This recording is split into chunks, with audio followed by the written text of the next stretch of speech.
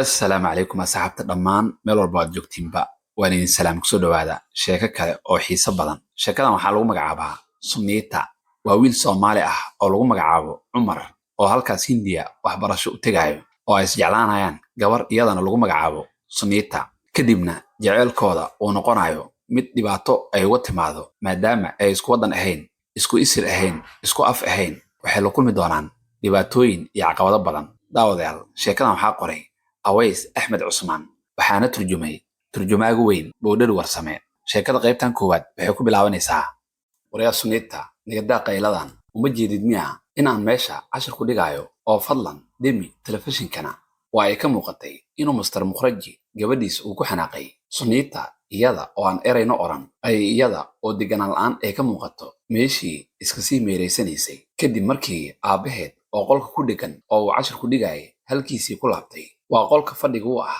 labada qol ee guriguba ku kooban yahay isla markaasna ah qolkeeda gaar ahaaneed dhirifka ama xanaaq joogtada ah ee aabaheed way u baratay oo damba kama laha maadaama ay tahay gabadha kaliya ee reer ku dhalay waxay isaga dabaalataa webiga koolkoolinta iyo jacaylka ay waalidiinteeda u qabaan canaanta aabaheedna waxba lama aha iyada inkastoo ay 21 sano jirto dhigatana sanadka labaad ee heerka koowaad ee kulliyadda Rani Durjafati Fishwafidilaya jaamacadda Jabalbuur oo ay shahaadada Bachelor of Commerce ka diyaarinayso haddana Sunniita waxay u dhaqmaysay sidii dhoocil 14 jir ah Mr. Mukhraji qolkii uu cashar ku dhigay ayuu ku laabtay oo hawshiisii iska sii watay laba arday oo reer Suudaan ah oo labaduba diyaarinay shahaadada Bachelor of Science Physics Major ayuu si gaar ahaaneed casharada jaamacadda uga caawin jiray 20 daqiiqo kadib ayay haddana Sunniita soo laabatay oo ay aabaheed dhigta faq hoose ama si gaara wax ugu sheegtay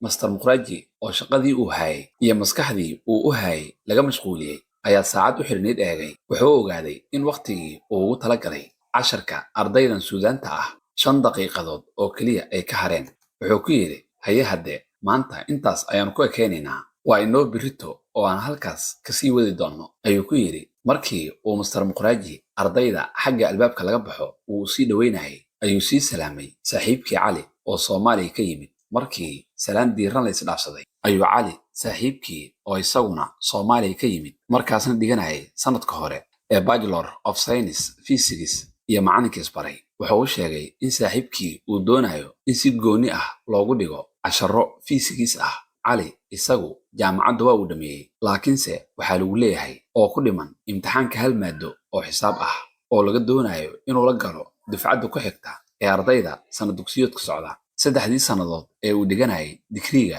physics-ka wuxuu casharo gaar ah ka qaadanayay Professor Mukhraji waxay isbarteen qoyska reer Mukhraji iyo eheladooda soo salaanta Miss Mukhraji waa xaaska Mr. Mukhraji waxay ka heshay sida wanaagsan ee Cali u labisto iyo edebtiisa waxay aad u xiiseynaysay dalkan uu ka yimid labadii bilood ee horena su'aalo kala duwan ayay ka weydiin jirtay dalkiisa iyo dadkiisaba afka Ingiriisiga si wanaagsan ayay uga hadashaa laakiinse aqoonta ay dalkiisa u leedahay way koobneed waxayna si kasma la'aan ka muuqato ay u weydiin jirtay in Maxamed Cali Kalay uu Soomaali yahay iyada oo u haysato inuu isaguna uu dalkaas u dhashay maadaama uu sidiisa madow yahay Miss Mukhraji waxay ku jirtay da'da 40meeyada waxayna haysatay shahaadada Bachelor of Arts oo ay ka qaadatay jaamacadda Delhi calaf ayuu guurka Mr. Mukhraji iyo xaaskiisa Miss Mukhraji uu ku dhacay Shaylesh oo ay Mukhraji ehlihiin ay gabadhiisana saaxiibo dhow ahaayeen Miss Mukhraji Shaylesh iyo gabadhiisa ayaa u sabab ahaa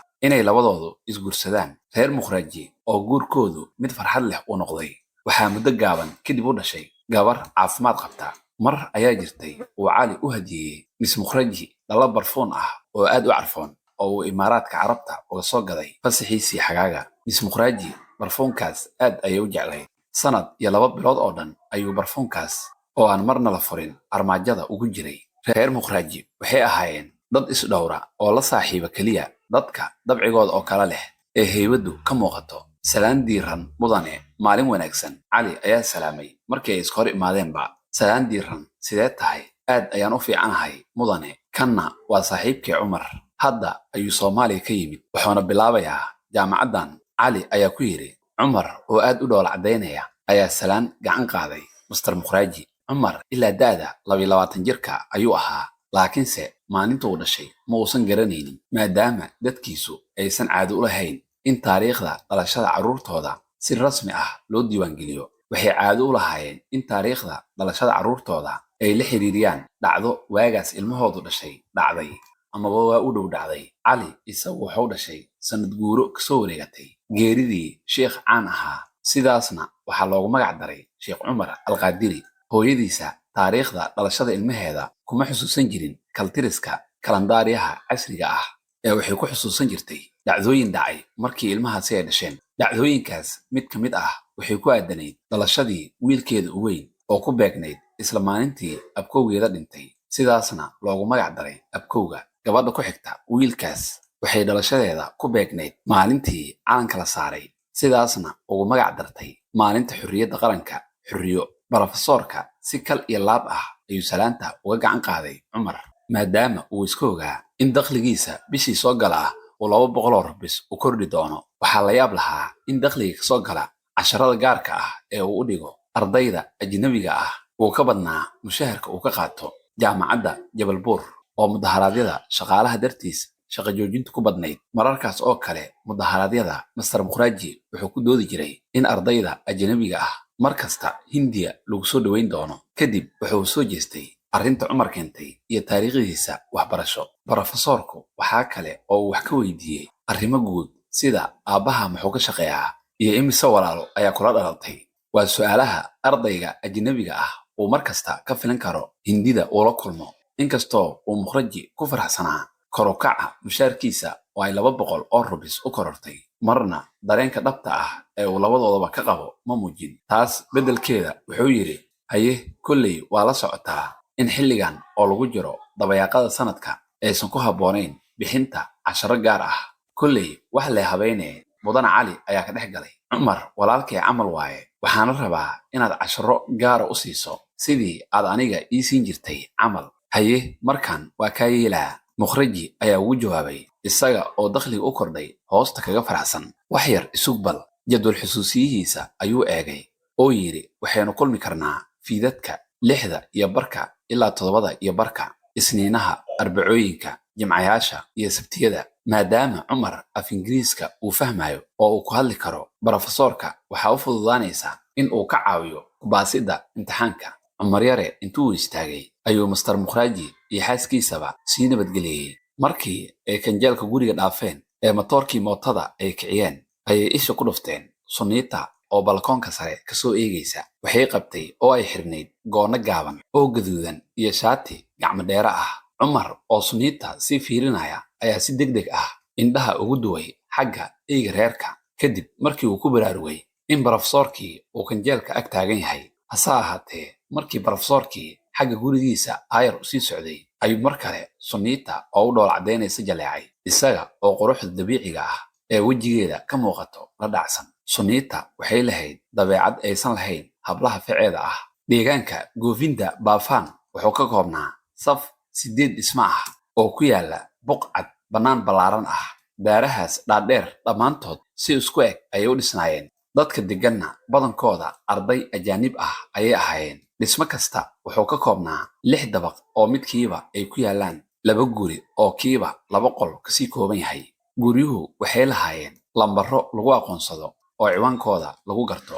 lig 34 wuxuu ahaa lambarka guriga cumar iyo cali ay degganaayeen. waxaa deriskooda ahaa oo qolalka ku xiga degganaa cabdirasaaq iyo cabdisalaam. dhismayaasha lambaradoodu waxay kala ahaayeen lig, mig iyo hig oo gadaal laga raaciyey lambaro isku xiga. ardayda degganayd dhismaha hig waxay ku kaftami jireen in iyaga loo aqoonsaday high income group, kooxda maalqabeennada. kuwa kalena loo kala aqoonsaday medium iyo low income groups, kooxaha dabaqadaha dhexe iyo hoose. 650 rubis ayay bishii ijaar bixin jireen. dhallinyaradaas afarta ahaa ee wada degganaa waxay qabsadeen booyaaso u shaqaysa oo guriga u nadiifisa, dharkana u dhaqda. waxay ahayd hooyo sabool ah oo ilmo haysatay wiil 6 jir ah oo badanaa shaqada u soo raaci jiray. afartooda midkiiba 20 rubi ayay ka qaadan jirtay. 80 rubi ayaa bishii oo dhan soo geli jirtay. waxaa intaas u dheeraa bakshiishka la siin jiray maalmaha ay shaqo culus oo dhardhaqid ah ay qabato.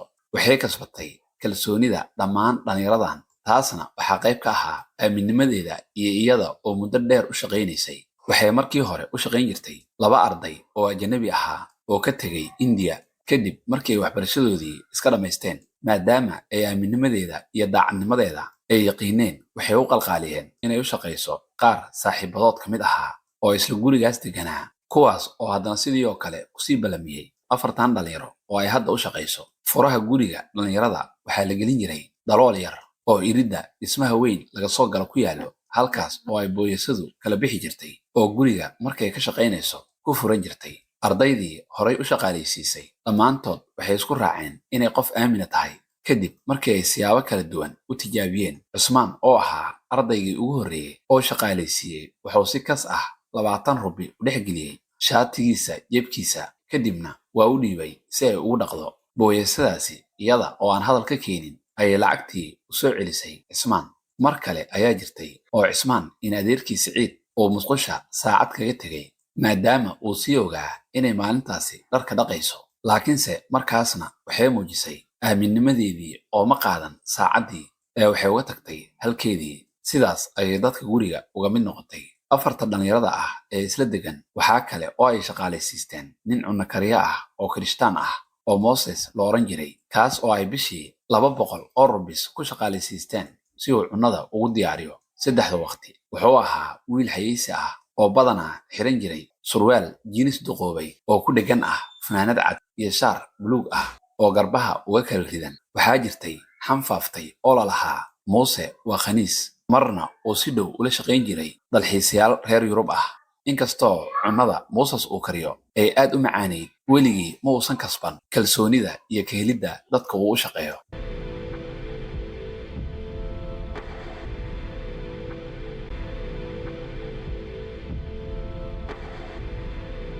cali wuxuu wadan jiray mooto loona duqowda ah oo uu ka iibsaday saaxiib isaguna kasii iibsaday.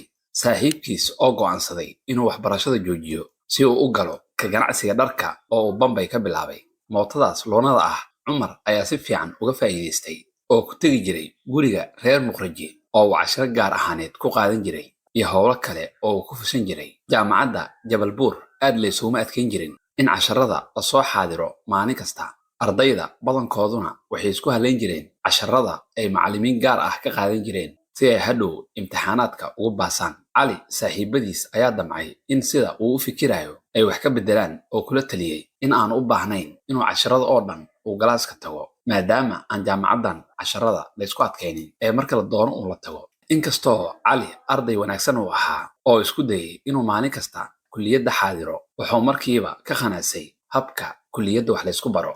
badanaa brofesoorku wuxuu casharka ku bilaabaa Ingiriisi, kadibna degdeg ayuu af Hindi ugu beddeshaa. marka uu cashirku dhammaan rabana wuxuu haddana bilaabaa inuu maadada af Ingiriisi ku sharaxo. cali qaabkaas aad ayuu uga xanaaqi jiray. wuxuu talo ka badin waayey inuu casharo gaar ah ka qaato. macallin maadadiiba 10 rubi ka qaata, haddii uu 4 isku qaatana qiimo dhimistu waa 25 rubi toddobaadkiiba 4 maalmood. sidaas waxaa iyaguna gunno ku qabay brofesoorada guriga casharada ku bixiya oo ka heli jiray dakhli ay ku weyneeyaan mushaarkooda caatada ah ee ay jaamacaddu siiso. ardayda casharada gaarka ah guryaha lagu siiyo waxaa loo sheegi jiray inay wax ka bartaan buug yare lagu aruuriyey su'aalihii lagu keenay imtixaanadii kama dambayska ahaa ee dhammaan jaamacadaha Hindiya laga qaaday. ardaydu marar dhif ah ayay casharada fasalka tegi jireen, sidaas darteed xitaa kuwa waxaa jiray xitaa maamulaha wejigiisa aan xasuusan.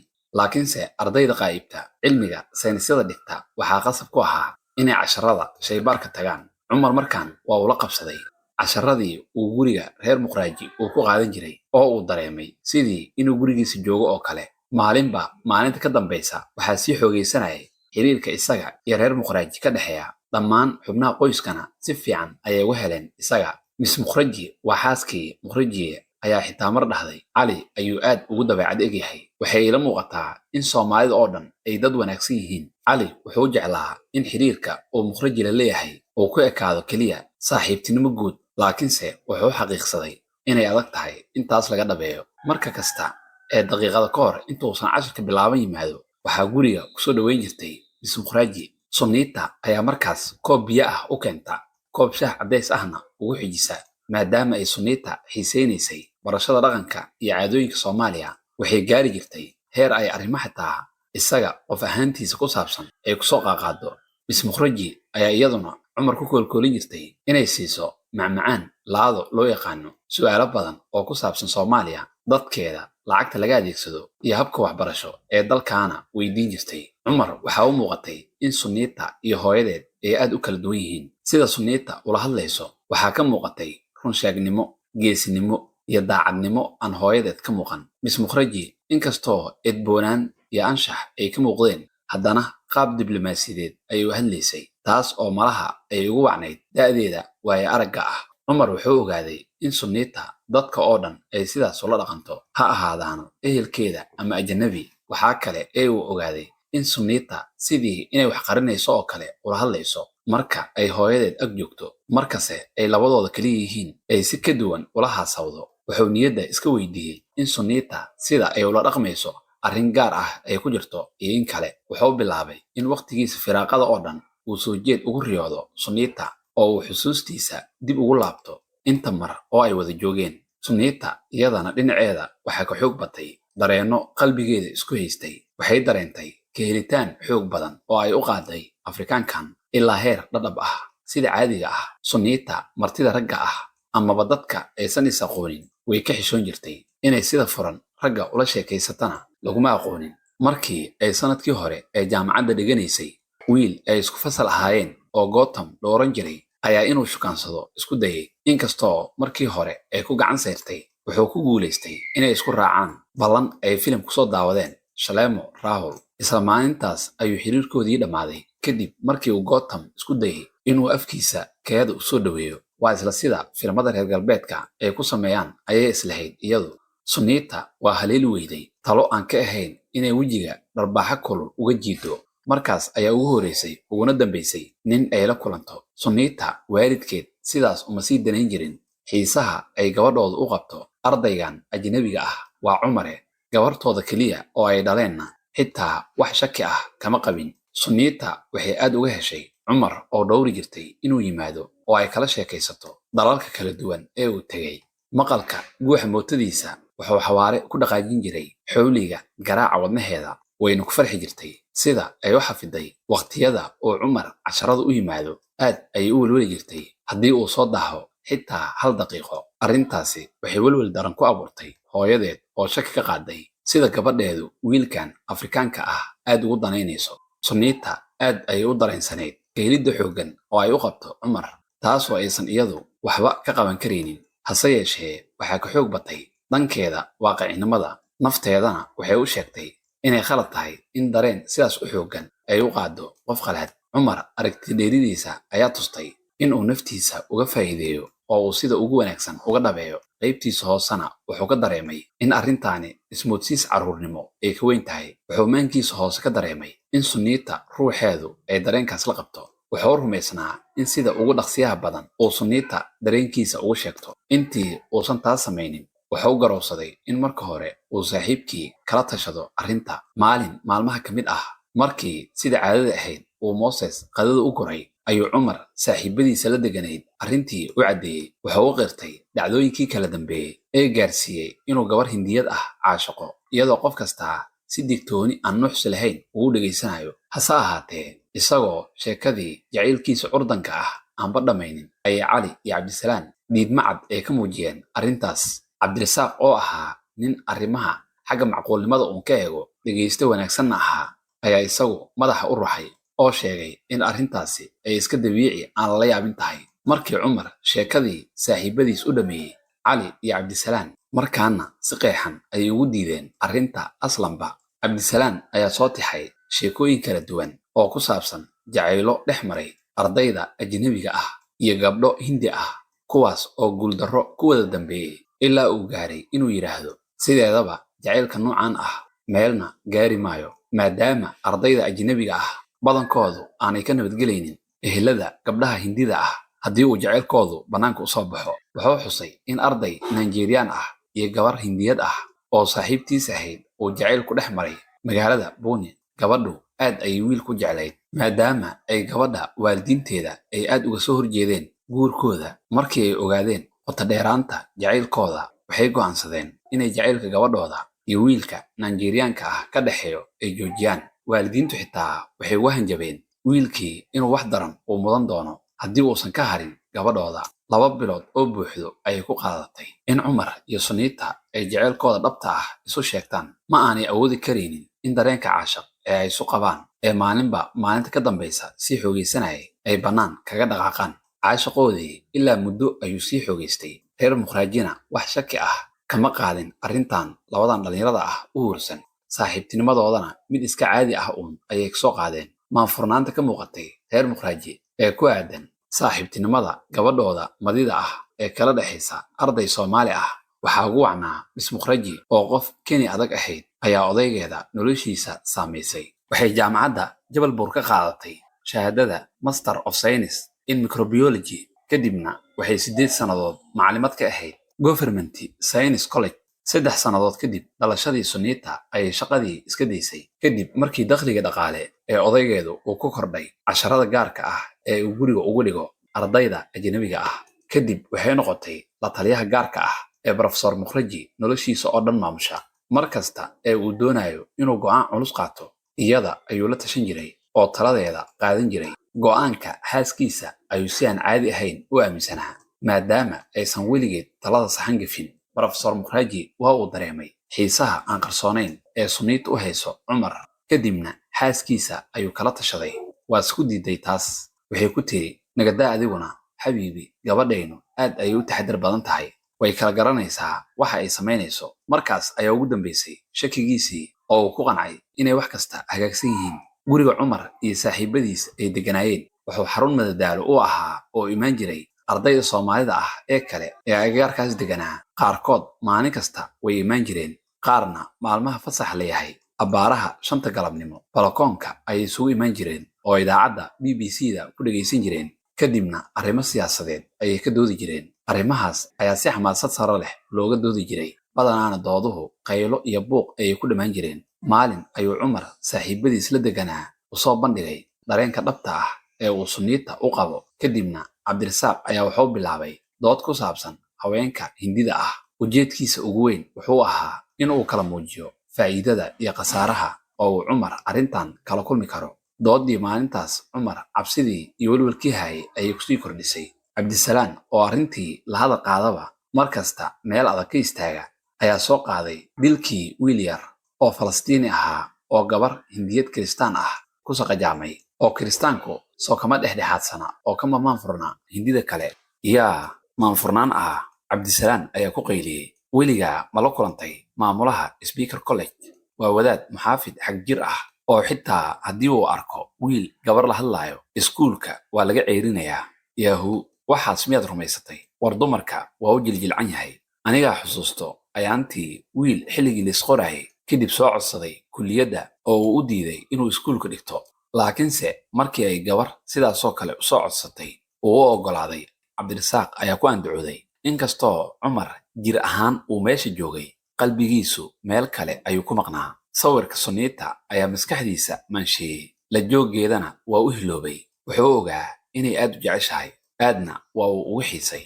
Waa ay dhici kartaa in jacayl iyo kalgacal ay isaga khaldameen, laakiinse dareen kalgacal oo qoto dheer ayuu Cumar Sunita u qaaday. Waxaa aad u dhibayay dareenka ah inay dhici karto in aanu weligii saygeeda noqon. Inkastoo uu hadda ka hor dhowr gabdhood oo Hindi ah ka helay, dareenka uu Sunita u qabo ayaa ka hor joogsaday u dhawaanshahooda.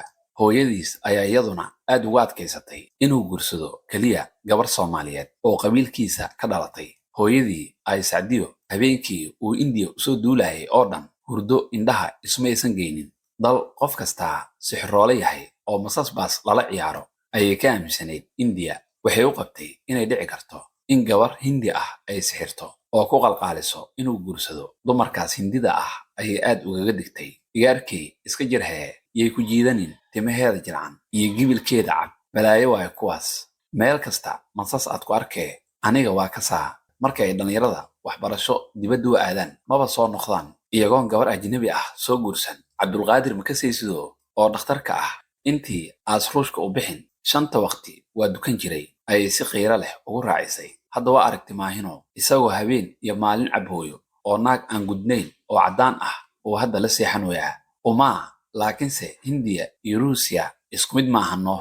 Cumar ayaa damcay inuu hooyadiis u sharaxo, laakiinse maba aysan ka dhegaysan. Markii ay ugu dambayntii ogaatay in aysan ka celin karin inuu dibadda waxbarasho jaamacadeed ugu aado xirsi aayado quraan ay ku qoran yihiin, ayay surwaalka dhabarkiisa ugu tashay. Maama Sacdiyo waxay aad ugu qanacsanayd in xirsigaani wiilkeeda balaayada ka xijaabi doono. Waxaa kale oo ay hubtay in markuu arko warqaddaas intuu iska fujiyo tuuri doono. Waxay ahayd hooyo aad u rumaysan barakaysyada iyo karaamooyinka. Cumar wuxuu ku wareeray kala saaridda dareenka uu Sunniita u qabo jacayl iyo kalgacal midku uu yahay. Waxa keliya ee uu doonayay waxay ahayd in uu jirkeeda hantiyo inta dareenkaasi uu dhankeedana ka jiro, laysuna niyad wanaagsan yahay. Intaas kadib intuu kacay ayuu qolkii dibadda uga baxay. Subax jawiga Jabal Buur qaboobaa ayay ahayd. Ardayda Soomaalida ah jawiga baraf ayay ku sheegayeen maadaama aysan u baran cimilo sidaas u qabow. Badanaaba surweelada ayay sii qandacsan jireen inta aysan gashan. Cumar iyo saaxiibadiis guriga la deganaa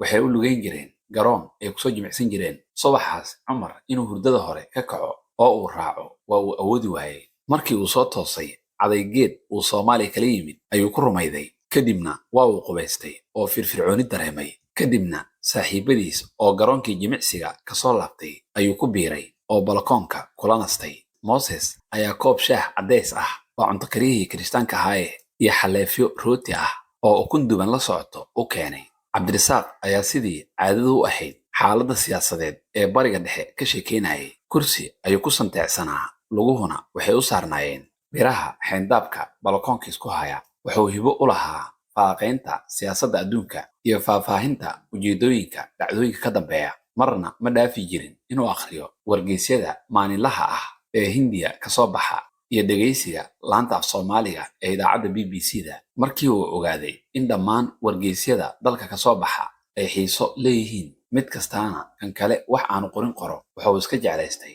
in uu dhammaan wada iibsado. Laakiinse dhaqaalihiisa ayaa taas mamnuucayay. Wuxuuse ku guulaystay inuu koox arday ah uu ku qanciyo inay naadigiisa akhriska ku soo biiraan. Xubnaha naadiga waxaa laga doonayay in midkiiba nus rubi keliya iska bixiyo oo uu fursad u helo akhrinta dhammaan wargeysyada maalinlaha ah ee afka Ingiriiska ku soo baxo iyo 3 majalladood oo toddobaadla ah. Mabda'a doodiisa siyaasadeed markasta meel adag ayuu taagnaa. Nidaamka galbeedka waa uu kasoo horjeeday. Nidaamka shuucigana wuxuu ka rumaysnaa inuu yahay sun aadantinimada kasoo horjeeda. Cumar oo isagu aan siyaasadda danayn jirin waa uu ka kacay oo qolkii gudaha iska galay, iyadoo intii kale falanqayn siyaasadeed madaxa iskugula jiraan. Isagu inuu buug akhristo ayuu ka doortay. Saacaddu markii ay 7 saac oo maalinimo isku taagtay ayuu Cumar saaxiibadiis qado kala qayb galay. Moses ayaa u soo dhigay saxan ballaaran oo bariis baryaani ka buuxo, saxuun yar oo hilib idaad oo maraq leh uu ku jiro, 6 xabbo oo moos ah, koob basbaas cagaar ah, iyo seesaro yaryar oo basal iyo liin ku karooran yihiin. Maadaama cuntadu aad u kululeyd, basbaasna loogu roonaaday, Cali afka ayaa holac ka baxay. Kadibna wuxuu ku dhawaaqay, "Biyooy, waan soo wadaa, yaar ama saaxiib," ayuu Moses dhaqsi ugu jawaabay oo 6 galaas oo caano qabow ah u soo dhigay. "Caliyow, adigu weligaa waxba ma sugtid." Cali dhowr jeer ayuu Moses kala hadlay cuntada, basbaaska iyo kulaylka badan ee uu sameeyo. Moses ruuxiisu aad ayuu isugu dayay inuu codsiga Cali tixgeliyo, laakiinse cabirka xawaashada kulul ee cuntada lagu kariyo intaas kama uusan sii yari karin in cunnada dhadhanka iyo dhanaguba ay ka dhimanayaan haddii cabirka xawaashiinta laga hoos mariyo intaas ugu yar ee uu ku daro. Markii la qadeeyay ayuu qof kasta hurdadii caadadu ahayd ee duhur dhakiyay. Abaaraha 12 saac ee maqribnimo markii la gaaray, Cumar wuxuu diyaar u ahaa inuu gurigii barafsoorka isgeeyo. Markii uu jaranjarada ka degayba wuxuu arkay mootadiisii inay maqan tahay oo Cali qaatay. Markaas ayuu go'aansaday inuu gurigii reer Muqraaji jid qoorata gaaban ah u maro oo uu lug ku tago. Maalintaas jawigu aad buu u qurxoonaa. Roob shuux ah, niicaw dibacsan iyo dayax cadda ah ayaa kulmay. Jawiyadaas iyo kuwa la mid ah dareen caashaq ayuu ka qaadaa. Marar badanna saaxiibadiis oo balakoonka uga gacan haatiya maba arko ee isaga isku maqan. In uusan gacan haadiskooda ka fal celinna xumaan ayaa loo qaataa. Mararka qaarkood riyooyinkiisu waxay ku meeraystaan Sunniita oo uu doonayay inuu qorshihiisa mustaqbal uu kala hadlo. Haddii aysan Sunniita caashiqiisa danaynaynin, wuxuu naftiisa dhaar kula galay in uusan ka calool xumaan doonin. Taas lidkeeda wuxuu samayn doonaa wax kasta oo ay ku jeclaan karto. Wuxuu yaqiinay awooddiisa gaar ahaaneed ee uu dareennada noocaas oo kale ah ku beeri karo gabdhaha uu ka helo. laakiinse markan xaalku waa uu ka duwanaa sidii hore. weligii gabar hindiyad ah oo dhaqanka uu ka soo jeedo aad uga duwan ma uusan shukaansan. jacaylku xuduud ma laha sida diinta, jinsiyadda, afka iyo waxyaalaha la midka ah. waxa keliya ee laga rabay waa inuu dhiirrado oo dareenkiisa dhabta ah u sheegto, iyada oo ogeysiiyo inuu si aad ah uga helay. cumar wuxuu ahaa wiil qurxoon, dheer oo madow. waxa u dhammaa tayooyinka gabdhaha badankooda soo jiita. wuxuu soo xasuustay waayihii ay wada sheekaysan jireen iyo dareenka daymadeeda caashaq. markii uu gurigii u dhowaaday, cumar wuxuu isaga oo isla maqan ku sigtay inuu ku dhaco nin mooto wato oo qof dumar ah ay gadaal u fadhido.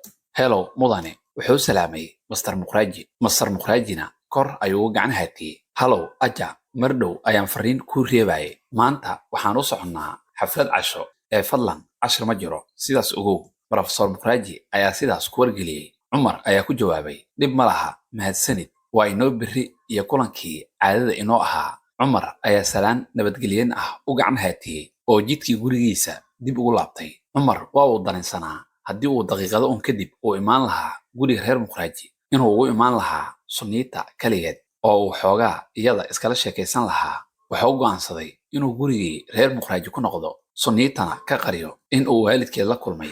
laakiinse wuxuu ka welwelsanaa in master muqraaji iyo xaaskiisa oo laga yaabo inay wax ay guriga ku iloobeen usoo laabtaan. wax uu ku sheego ma lahan sababta uu guriga ugu soo laabtay, isaga oo loo sheegay in maalintaas cashir uusan jirin. dareenkaas ayaa ka walaaciyey. laakiinse waxaa u muuqatay fursadda ah in sunniita oo kaligeed ah uu la kulmo oo dareenka dhabta ah oo uu u qabo uu u sheegto. wuxuu go'aansaday inuu geesnimo muujiyo oo la kulmo sunniita.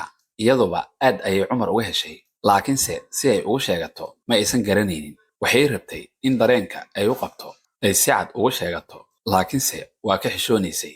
markaas ayay go'aansatay inay erayo ku qeexdo oo warqad qanci karta cumar u qorto. dareen farxad iyo welwel isugu jira ayaa jirkeeda oo dhan saaqay markii ay ka fikirtay is-aragga iyada iyo cumar. hase ahaatee waxaa maskaxdeeda ku wareegayay in cumar warqaddeeda jacaylka ah xumaan u qaato oo uu arrinta waalidkeed u sheego.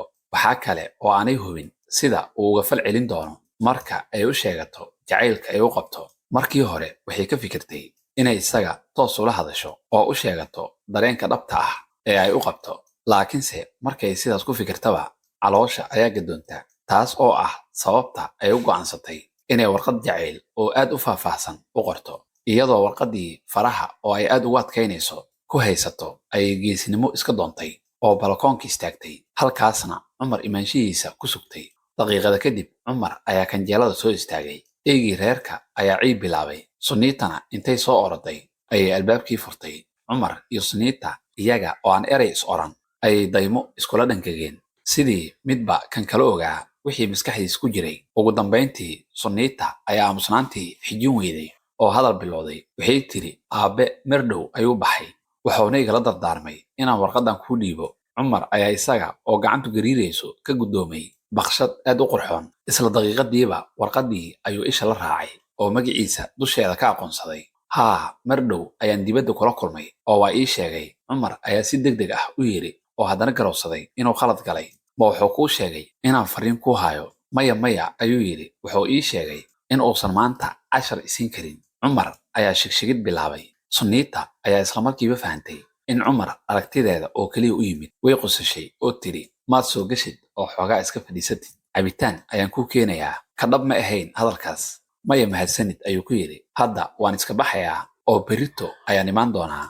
cumar mar horeba albaabka ayuu kasii baxay. jidcaddihii ayuu sii qaaday oo baabuur uu raaco u gacan haatiyey. kadibna kursiga dambe ayuu ku booday oo tilmaamta gurigiisa lagu tago u sheegay. darawalku oday waayeel ah oo duub madow, shaati cad iyo macaawiis xiran ayuu ahaa. warqaddii oo jeebka sare ugu jirta ayuu kor ka taabtay, isaga oo hubinaya inay jeebka shaatigiisa ku sugan tahay. haddana intuu ishankari waayey ayuu jeebkii ka soo saaray oo tartiib u furay. waxaa la moodayay in wadnaha biyo qabow looga rusheeyey kadib markii uu ogaaday in warqadda aanu brofesoorkii qorin ee ay far gabdheed ku qoran tahay.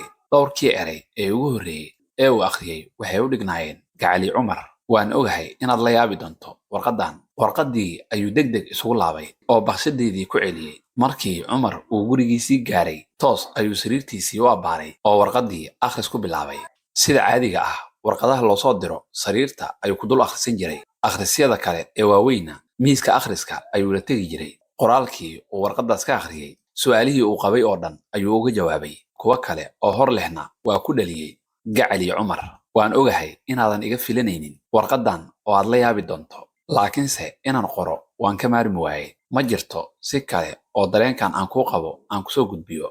Xaqiiqada aanan qarinin waa inaan ku jeclaaday adiga. Waxay u muuqataa inaan ku degdegayo, laakiinse qalbigayga ma sii sugi karo. Weligay neegar adiga oo kale ah lama kulmin. Inkastoo aan la kulmay dhowr noo imaan jiray oo aabbahay casharro siin jiray, adigu waad ka duwan tahay. Haddii dareenka jacayl ee aan kuu qabo oo kale aadan ii qabin, ugu yaraan fadlan cidna ha u sheegin arrintan. Waan ku qalbi jabi doonaa, laakiinse mid waa hubaa ah inaan weligay ku jeclaan doono. Aad ayaan ugu warqabaa kala duwanaanshaha badan ee na dhex yaallo, laakiinse siyaabo aan ugu gudbi karno ayaa jira dhibaatooyinkaas. Dhowr beri ayaan arrintan aad uga fikirayay intii aanan kuu sheegin dareenka dhabta ah ee aan kuu qabo. Fadlan jacaylkayga aqbal, jawaabna waan kaa sugayaa. Gacalisadaada Sunniita Muqraaji. Cumar warqadda akhriskeeda ayuu ku celceshaday in badan. Dhowr jeer ayuu akhriyey, isaga oo sodor kasta 3 jeer ku celcelinaya. 2 sodor oo kastana inta u dhaxayso waa uu hakanayay si uu u fikiro. Weligay waan ku jeclaan doonaa. Sadarrada warqadda ku qoran ayuu si hoose uga fikiray. Xaqiiqada aanan qarinin waa inaan ku jeclaaday adiga. Sawirka Sunniita ayaa la hor keenay, sidii ay kanjeelada uga furtay oo ay warqadda ugu dhiibtay. Edebsanaanta iyo quruxdeeda ayaa markhaati ka ah daacadnimada erayada ay qortay. Wax la rumaysan karaba maaha. Inan yar oo Hindi ah oo qoys ladan oo magac leh ka soo jeeda ayaa isaga jeclaatay. Aad ayuu u rabay inuu isaguna jacaylka dhabta ah ee uu u qabay uu u sheegto. Waa fursad qaaliya oo Alla ku simay inuu si kasta uga faa'iidaysto oo aanu dayicin oo ay ka go'nayd. Hase ahaatee, Cumar wuxuu u go'aansaday inuu si xaraga leh toos ugu sheegto dareenkiisa ee aanu warqadba u qorin, isaga oo ka baqayay inay cid kala akhriso oo la ogaado. Wuxuu isla markaaba xasuustay erayo warqadda ku qornaa. Weligay neegar adiga oo kale ah lama kulmin. Inkastoo aan la kulmay dhowr noo imaan jiray oo aabbahay uu casharro siin jiray, adigu waad ka duwan tahay. Cumar erayadaas kama uusan xumaan ee waaba uu dhoola caddeeyey oo uu farxay. Waxay ka waday, weligay Afrikaan adiga oo kale ah lama kulmin. Qof kasta oo timo marmaroorsan oo madow, Jabal Buur waxaa looga yaqiinay neegaro, meel uu doono ha ka yimaadee. Waana sababta Cumar erayadaas Sunniita uga xumaanin.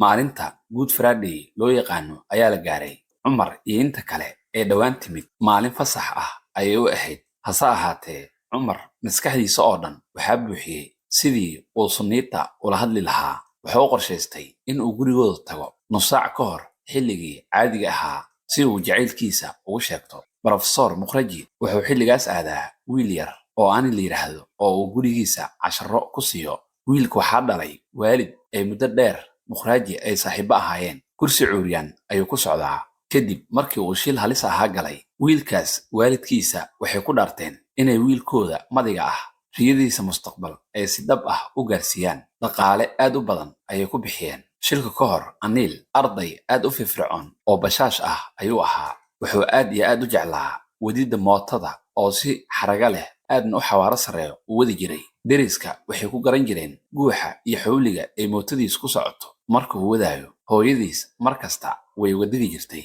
Khatarta mootada way ka mamnuuci jirtay wadideeda, laakiinse marka uu aad u toogo ayay u ogolan jirtay. Maalinta Diwaaliga oo ah maalinta dabaaldegga debshidka ee Hinduuga, koox wiilal ah oo u diyaarsanaa xafladda ayaa guriga Aniil bannaankiisa ku sugayay. Aniil waxaa dhib ka haysatay sidii uu hooyadiis ugu qancin lahaa inay u ogolaato in uu saaxiibadii mooto kula dabaaldego. Misgubta waa hooyadiise ayaa furaha iyo koofiyad tunjigu eg gacanta xoog ugu haysatay. Rajesh oo ay Aniil saaxiibo yihiin, hooyadiina ay sidoo kale misgubta saaxiibo yihiin, ayaa mootadiisii ka soo degay oo toos u abbaaray Aniil iyo hooyadiis oo hadal isku haysta. Misgubta ayuu hoos ugu rogmaday oo sacbaha gacmaha saartay. Iyaduna salaanta ayay ka qaaday. Haddana intuu u duugay ayuu ka toogay inay Aniil u ogolaato oo ay israacaan. markan waan ogolaanayaa laakiinse fadlan rajeeshow taxadara gaar ahaan maanta oo aad og tahay inay magaaladu ay saxmad miiran tahay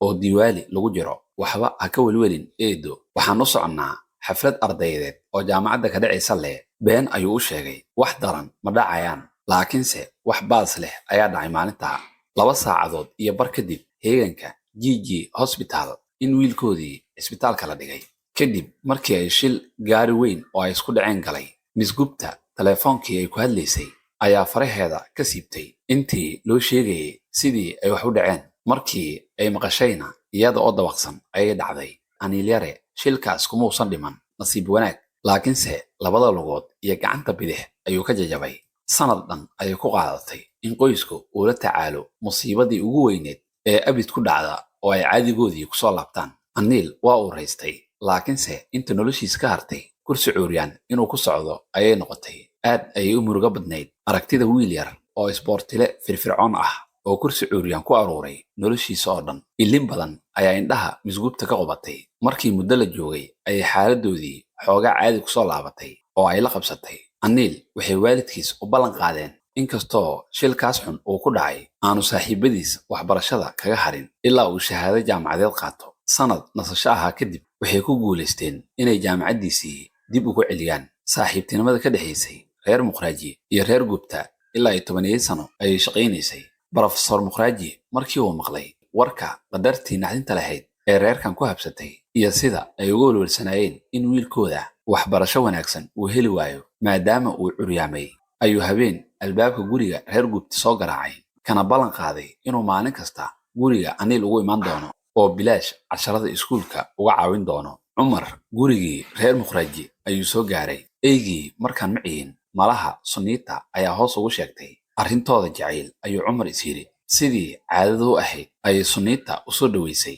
oo ganjeeladii u soo xirtay markii uu soo gudbay Miss Muqraaji qolka hurdada ayay ku jirtay qolka fadhiga waxaa ka muuqatay haween cusub meel ay kuraas iyo miisas ooli jireen waxaa hadda ka muuqato sariir yar oo qurxoon halkii sariirtana waxaa la dhigay miis yar oo ubaxyo iyo nal saaran yihiin kursiyada midkood waxaa si raaxa leh ugu fadhiday gabar cusub dareenka Umar waxaa markiiba soo jiitay gabadha cusub ee kursiga ku fadhida Umarow fadlan baro saaxiibtay Anjali ayay Sunita tiri Umar ayaa Anjali halow ku yiri iyaduna intay soo istaagtay ayay salaanta ka qaaday Anjali ayaa ogeysiisay inay Sunita warkiisa siisay kadibna hadal badan ayay ku daldashay Anjali waxay lahayd shakhsiyad tayadeedu yaab leedahay oo Sunitana ku yaqiinay taas oo ahayd maanfurnaanta iyo idabsanaanta inkastoo ay hadda uun isbarteen waxay mar horeba yaqiinsatay inuu qof wanaagsan yahay saaxiibtinimana way u muujisay markii ay cabaar sheekaysteen Anjali intay istaagtay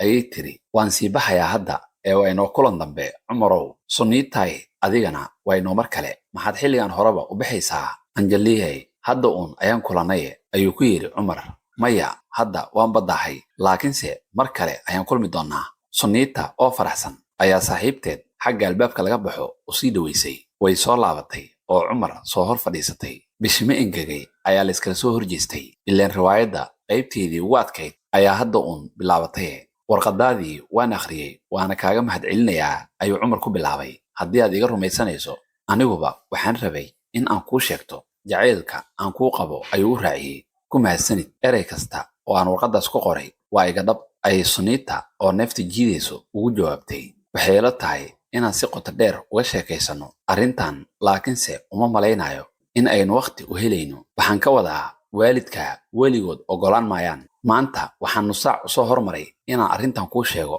ilaan waxaan ogaa in aabbaha baxayee waan ogahay oo hadda ayaan Anjali kala sheekaysanayay Umar waxaa ku soo dhacday oo ilaan Anjali way ogeyd inaan isjecelnahay oo waaba sababta ay ugu dabacsanayd Sunita ayaa hadalkeedii sii wadatay iyada oo la moodo in wax maskaxdiisa ka guuxayo ay ogaatay waxay tiri waad ogtahay in Anjali ay saaxiibtay tahay iyada ayaan soo raaci karnaa oo ku iman karaa isla markiiba wax baa Umar ku soo degay maadaama ay ogeyd inuu u imaanayo si xaraga leh ayuu sii labisatay waxay lahayd sunniyo waaweyn oo cufan san dheer iyo timo madow oo garbaha ugu dhaca baalasha indhaha xoogaa ayay kor u qorofnaayeen qofka u sii fiirsadana wuxuu dareemayay in farsamayaqaan ku takhasusay ula jeedo gaar ah jirkeeda uu qaabeeyay weji ifaya idboonaan kaamil ah iyo qurux dabiici ah ayaa u dhammaa. dhab ahaan isaga ayaa loogu talagalay. isaga keligii ayuu Cumar ku fikiray. waxaa la sheegay in alle qof kasta inta uusan dhalan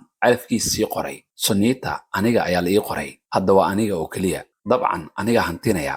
waanaba iyada warqadda ku qiratay ayuu is yidhi oo waaba kusii tashaday. warqaddii wuxuu ku xafiday shandadiisa oo shahaadadiisa muhiimka ah ee dugsiga sare halka ay ku jirtay kasii hoos mariyey. Cumar markaan Sunniita wejigeeda waa uu ka indha buuxsaday. kadibna jirkeeda intiisa kale ayuu ku jeesaday. waxa uu sii fiirsaday kuul aad u qurxoon oo ay gashanayd. dahab miyaa laga sameeyey? waxay aragtay in indhihiisu ay kuusha ku maqan yihiin. markaas ayay tiri, aabbahay ayaa sanad guuradii dhalashadeyda ii keenay. haa gartay. goormee ayay dhalashadaadu ku beegnayd? ayuu sii weydiiyey. 10 Juun. adigana? ayay tiri 5 Febraayo. mar kale ayuu aamus caashaq qolkii oo dhan hareeyey. Sunniita ayaa markeeda ku mashquushay indha-indhaynta qaab dhismeedka jireed ee caashaqeeda cusub. indhihiisa ayay ku horraysay oo ka aragtay daacadnimo iyo qalbi furnaan. indhuhu waa muraayad si dhab ah uga turjumaya ruuxda qofka iyo qofnimadiisa. waxay muraayaddaas ka daawatay dibacsanaanta qalbigiisa iyo ruuxdiisa. qaab dhismeedkiisa ayay haddana xoogaa iska sii daawatay ilaa dhugdhugta mootadii aabba muqraaji ay ka qastay qushuucii. Sunniita kanjeeladii ayay ku orday oo aabbaheed boorsada qaadideeda ka caawisay. Cumar wuxuu iska dhigay sidii inuu ku mashquulsan yahay buugtiisa. oo ma joogtaaba wiil yar oo saaxiibkay dhalay ayaan cashir u soo dhigayay. maskiinka kursi cuuriyaan ayaa lagu u ah. Cumar sheekadii ayuu dhegaystay isaga oo iska dhigaya qof aan hore u maqal. aabbihiis ayaan saaxiibo isku dheernahay oo waan caawiyaa. barofesoorkii ayaa cashirkii bilaabay oo sharaxaado, tilmaamo iyo tusaalayaal badan isku daray. markii ugu horreysay intii ay casharada ku kulmayeen ayay maskaxdii Cumar faaruq maahday. jir ahaan uun ayuu u joogay. waxa uu barofesoorku ka hadlayo innaba ma gelayn maskaxdiisa. wuxuu dib u baraarugay barofesoorkii oo gabagabada cashirka iyo sharaxaadiisa maraya. Cumar markii uu gurigiisii ku soo laabtay waa iska ogaa in qofka keliya ee caawin karaa uu yahay Cabdirasaaq. waa qofka keliya oo ay aad isugu dhawaayeen, mar kastana ku sir qarsan jiray. haddii aanu Cabdirasaaq ahaan lahayn, Cumar jabti ayaa ku dhici lahayd mar hore oo ay Bambay u safreen. maalin sabti ah ayay aadeen qof ay Cumar qaraabo ahaayeen oo Bambay yimid. qofkaas wuxuu deganaa hotel xaafad Kolobo ku yaallo. Cumarna wuxuu u siday warqado, dhalo barfuun ah iyo dhar loo soo dhiibay. hoteelkii ayay ugu tageen. kadibna midkiiba 500 rubi ayuu siiyey. hadiyadii ayay si isla eg u qaybsadeen oo Mumbai habeen kale sii joogeen. habeenkaas ayay dalxiis magaalada galeen. waxay socod ku dhex mareen dad tiro badan oo dhoobnaa jidka Bombay ugu saxmadda badan oo agmara xarunta TV-ga. sidii ay quruxda magaalada isaga daawanayeen ayay ku soo baxeen dad badan oo meel goobaabo ugu heeraarsan. dadku waxay daawanayeen 2 wiil oo barxad dhexda ah barnaamij ku qabanayay. jeesto midabo badan leh ayay bartanka ku calaamadiyeen oo barnaamijkooda riwaayadda ah ku dhigayeen. sidii Cumar iyo Cabdi ay wacdarihii u fiirsanayeen ayuu wiilashii midkood bilaabay inuu durbaan garaaco oo af Hindi hadallo ku daldalo. garaacii durbaankaas ayuu aad u sii dheereeyey. wiilkii kale ee saaxiibkii ahaana wuxuu soo qaatay garangar bir ah oo maxoogiisa inay deeqdo ka yar. wiilkii garangartii ayuu kor u taagay oo tusay dadkii sida ay u yar tahay, weydiiyeyna in xitaa dooli ka dusi karo. garangartii ayuu madaxiisa soo geliyey oo garbaha u sii gudbiyey. way ka gudbi weyday.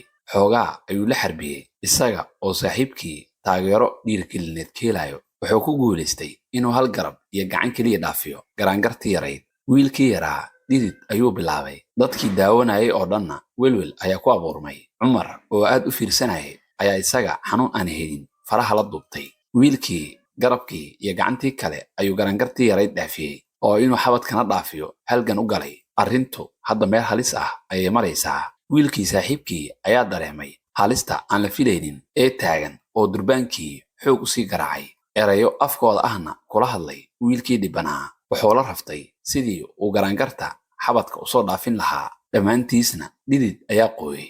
haddii uu isdhiibo keligiis ma aha ee waxaa ciiboobaya dhammaan jilayaasha jidadka ka riwaayadeeya oo noloshooda sidaas ku soo saarta. isaga oo taas niyadda ku haya ayuu isaga oo aan cabsiba muujinaynin halgankii halkii kasii waday. xoogaa faruuryo nuuxnuuxin iyo farsamooyin ah kadib wiilkii waa uu ku guulaystay. abshir.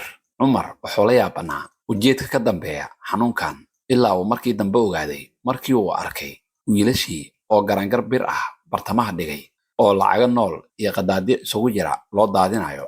kadibna daawadayaashii ay kala dareereen meeshii ayay ka dhaqaaqeen oo tamashlahoodii magaalada sii wateen. waxay soo gaareen Faris Road. meel kastana waxaa lagu arkayay haween si qurxoon u lebisan, iyaga oo aan ogeyn inay soo galeen xaafadda dumburuqda Bombay. ayay Cumar iyo wadaygiis soo agmareen koox haween ah oo qaarar qaawan. waxaa iyaguna dhismayaasha dhaadheer ee dariishadahooda oo dhan ka soo jeeday dumar. dhismayaashaani waa xafiisyada rasmiga u ah ganacsiga dhilaysiga ee Bombay. mid ka mid ah gawaadyada dumarka iibiya ayaa Cumar oo aan fariirsan la hadlay, laakiinse saaxiibkiis ayaa u sheegay in aanu u bixin waxaas. waa jidkii Faris ee aan maqlay, ayuu Cumar la soo booday. waan ogahay, dumarkaasoo dhan jirkooda ayay iibiyaan, ayuu yidhi Cabdi oo meesha yaqiinay. Cumar markii uu kor eegaba dumarka ayaa u gacan haatiya sidii inay og yihiin inuu magaalada ku cusub yahay. walle waxaani waa cudur jabto diyaar ah, afka u gal ayuu niyadda iska yidhi. dhab ahaan waa ilaa 50 rubi cudur ku iibso iyo ilaa 2,000 oo kale oo aad isku dawaynayso, ayuu Cabdi yidhi. fiiri Cabdiyow, siday u qurxoon tahay oo wacaddahay jirkeedana fiirihee. uma jeedid miya? qaawanaanba waxba ma dhantee. Cumar mar horeba waa lagu biday. Cabdi ayaa garabka qabtay oo xoog uga soo dhaqaajiyey ilaa ay meeshii ka dhex baxeen. Cumar Cabdi ayuu balakoonkii guriga la soo fadhiistay. haye Cumar, wax wara maanta ma kulanteen maanta? sidayse wax u dhaceen? Cabdiyow, horta orod oo shaati soo gasho. dhowr jeer ayaan kuu sheegay inaysan fiicnayn inaad balakoonka qaarqaawanaantan lasoo fadhiisato. qoysas badan ayaa degan dhismahan kayna kasoo horjeeda. uma jeedid miya? Cumar ka dhab ayay ahayd. Cabdi guriga ayuu gudaha u galay oo soo laabtay isaga oo shukumaan huwan. iyo waran maanta mala kulantay? ayuu haddana si xiise leh hadal ugu bilaabay. halkan ayay berrito iigu imaanaysaa, ayuu Cumar yidhi. saaxiibadeed ayay soo raacayaan. tee waaye saaxiibadeed? bocor kale oo qurux badan. Cabdi ayaa weydiiyey. waa Anjali, gabar maskax furan oo reer Bombay ah. alla nasiib badanayaa. gabdhaha reer Bombay waa kaali iska arag. u kaadihee, Sunita waxay saaxiibadeed soo kaxaysatay inaysan keligeed iman karin, markaasna laba lee waaye xaalka. jaanis alla keenay iga dhex. gurigayna meesha uu ku yaallo ma yaqaanaan. anigaa Sunita u tilmaamay, laakiinse waxaan rabaa inaan u wado maqaayadda Sadar Street ku taalo. waad aragtaa sida uu gurigayna isugu dhex daadsan yahay. ma marti ayaa kan lagu soo dhoweyn karaa? Cumar wuxuu tilmaamayay dharka wasaqaysan ee maalmo badan qolka u dhex tuurnaa iyo kala daadsanaanta meesha oo dhan ka muuqata. maqaayaddaas waxay leedahay qol dadka isla socdo loogu talagalay oo aanu si wanaagsan ugu sheekaysan karno. oo maxaad maqaayaddaas u aadaysaan? waxaa jirta maqaayad shiinays wanaagsan oo u dhow SS College. Cabdi ayaa kula taliyey. Cabdiyow, ma waxaad rabtaa inaad faqiir iga dhigto? maya wadaagay, 20 rubi ka badan kaagama baxayso, waana meel heer sare ah. waayahay, goormay imaanayaan? 3 saac oo subaxnimo. oo maxay subaxa u imaanayaan? markii hore waxaan ku qorsheynay 11 saac oo galabnimo, laakiinse waad la socotaa in Sunita 10 saac wixii ka dambeeyo aysan soo bixi karin. waalidkeed ayay ka cabsanaysaa. haye nasiibka, laakiinse xaggaygana il naxariiseed kusoo fiiriya. Cumar sidii uu doonayay ayuu helay. 3 saac iyo rubi subaxnimo ayaa la joogaa. Sunita iyo saaxiibadeedna lama hayo. Cumar subax hore ayuu hurdada ka kacay. si fiican ayuu u qubaystay, u quraacday oo si xaraga leh u labistay. kadibna balakoonka ayuu fadhiistay oo gabdhihii ku sugay. wuxuu sugi lahaa tagsiga keeni doono. mar kasta oo uu guux maqlana wadnaha ayaa xog u garaacmayay. 3 saac iyo bar ayaa la gaaray, welina martidii ma imaanin. dhowr jeer ayuu Cumar qorshihiisa dib u habeyn ku sameeyey. markii hore wuxuu qorsheeyey inuu martida gurigiisa ku qaabilo. dharkii wasaqaysanaa ee meelaha daadsanaa ayuu baaldi musqusha agyiilay ku cabeeyey. isaga iyo saaxiibadiisna qolkii ayay geeska gees nadiifiyeen. kadib ayuu qorshahaas baajiyey oo go'aansaday inuu maqaayad wanaagsan geeyo. Cumar waxaa ka farabaxsan gaaray koobkii shaaha oo uu gacanta ku haystay markii ay dhismaha hortiisa ka soo muuqdeen Sunita iyo Anjali. guriga ayuu dib ugu cararay si uu mar kale oo kama dambays ah muraayadda isugu eego. kadibna hoos ayuu degdeg ugu soo degay. Cabdiyow, hoos ayay joogaan, waanu degayaa, ayuu ku qayliyey Cumar isaga oo markaas sii degaya. labadii gabdhood tagsiilihii keenay ayay lacagtiisii siiyeen oo isku dayeen inay dhismaha saxda ah oo ay u socdaan helaan. Cabdirasaaq wejiyadooda ayuu balakoonka ka arkayay. waxaa u muuqday cumar oo intuu u tegey la hadlaya. cumar ayaa haddana tagsi kale u yeertay. sunniita iyo angelina isla kii ay ku yimaadeen ayay raaceen. sidaas ayay maqaayadda shiineeska ee bartamaha magaalada ku taalo isugu raaceen. koox wiilal yaryar ah ayaa maqaayadda bannaankeeda hadba dhan u yaayaacayay. meel iridda laga galo u dhowna lamaanayaal iyo kooxo dhalinyaro ah oo mootooyinkooda wata, iyo weliba wiilal iyaguna kilikili u socdo oo malaha gabdho ay la qabsadaan meesha ka raadinaya ayaa dhoobnaa. cumar ayaa saaxiibadiis la socday. qolka qoysaska iyo dadka isla socdo loogu talagalay ee maqaayadda u hogaamiyey. miisasku aad ayay u kala durugsanaayeen. waxaa daarnaa muusig shiineys oo codku u gaaban yahay. meesha oo dhanna jawi loo bogo ayay ahayd. cumar iyo sunniita way isdhinac fadhiisteen. angelina kursi sunniita kasoo horjeeda ayay ku fadhiisatay. dhammaantood xishood ayaa ka tambadiyey. dhowrkii daqiiqadood ee ugu horreeyeyna midna ma hadlin. cumar ayaa ugu dambayntii inta xabeeb tirta yidhi, oo adigu ma gs college ayaad dhigataa? haa, isku galaas ayaanu nahay, ayay anjali ku jawaabtay. hindiya ka warran, ayay anjali u raacisay. waa weydiin intii uu hindiya joogay lagu daaliyey oo maqalkeedu xiise uma lahayn. aad ayay u fiican tahay, laakiinse bombay iyo jabalbuur oo keliya ayaan arkay. nin dheer oo xoog weyn oo duub xiran oo isku jooggii shaqaalaha maqaayadda ku labisan ayaa u keenay koobabka biyaha lagu cabo iyo buugga dalabaadka oo aad u qurxoon. dhinacooda ayuu digtooni u joogsaday si uu dalabka uga qaado. cumar ayaa markii hore buuggii dalabaadka fiirfiiriyey. sunniita markaan ma aysan qarsan karaynin sida ay ugu faraxsan tahay aragtida labadeedii saaxiib ay isugu dhowaayeen oo sheekadu ay isugu baxday. kaftanno ayaa la isdhaafsaday. qosolkuna cirka ayuu isku shariirayay. anjali ayaa sidii loo sheekaysanayay saacad gacanta ugu xirnayd intay fiirsay tiri, anigu waan sii baxayaa. kulanti wacan iyo sheekaysi wanaagsan cumarow, oo maxaad dhaqsi u baxaysaa? si fiican uma aanan sheekaysan bee. sidaas ayuu cumar yidhi. hadal ka duwan sida uu qalbigiisu rabay ayay ugu jawaabtay, waa inoo mar kale dabcan.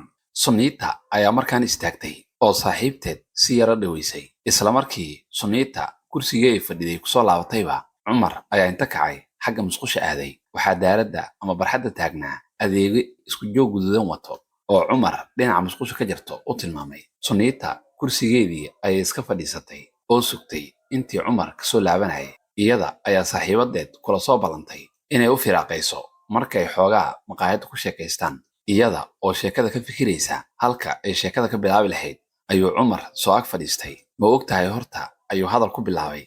cumar markii uu fadhiistay, weligii ma arkin gabar hindiyad ah oo kaa geesinimo iyo indha adeeg badan. sunniita sunniyaha ayay kor u daalacday. cumarna wuxuu hadalkii kusii faahfaahiyey sida ay u suurgelisay oo ugu fududaysay inuu shukaansado. haddii aanan si dhab ah oo qoto dheer ku jeclayn, geesinimadaas ma yeesheen.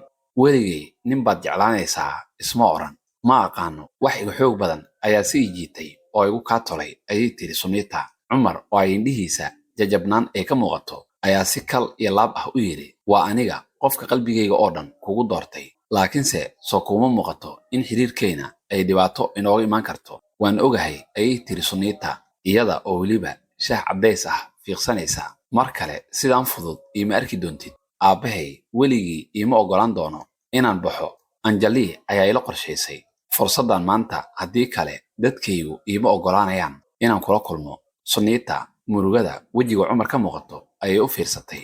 waan ogahay in aabbaha oo aan kuu fasaxin aanan wakhti wada qaadan karin labadayna. in aan guriga ka baxo ayuu iga mamnuucayaa haddii uuna ogaado. adigana maalintaas ayaa kuugu dambaynaysa casharro uu ku siiyo. waxaa dhici karto in uu xitaa nabadgelyadaada uu khatar geliyo. cumar indhaha taagmay sidii ay waxa maskaxdiisa ka guuxaya og tahayna hadalkeedii ayay sii wadatay. haa, oo aabbahay dad khatar ah oo goondhas loo yaqaano, awood badanna halkan ku leh ayay is yaqaanaan. cumar horay ayuu u maqlay koox maafi hindi ah oo goondhas la yidhaahdo iyo awooddooda. qof iyo qoys kasta oo jabalbuur degan ayay noloshiisa u taliyaan, iyo weliba siyaasadda iyo doorashooyinka gobolka Madhya Pradesh oo dhan. ka warran ciidanka nabadgelyada iyo booliiska ee magaalada. dowladdu waxba kama qaban karta miya? cumar jawaabo aan waxba taraynin ayuu su'aalihiisa u raadiyey, laakiinse waxa keliya ee uu danaynayay waa sidii uu gacalisadiisa wakhti ula qaadan lahaa. oo sidee wakhti aynu ku baashaalno isugu heli doonnaa?